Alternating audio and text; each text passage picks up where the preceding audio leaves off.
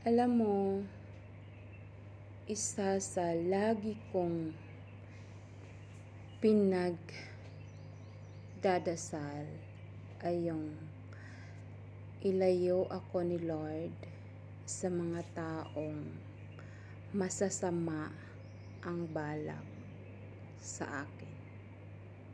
Kasi hindi ako strong.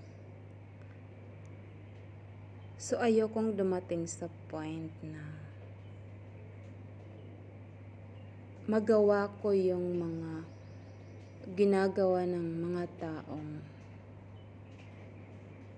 may balak na hindi maganda sa akin. So ayokong dumating sa point na yun. So yun ang lagi kong pinag-pray.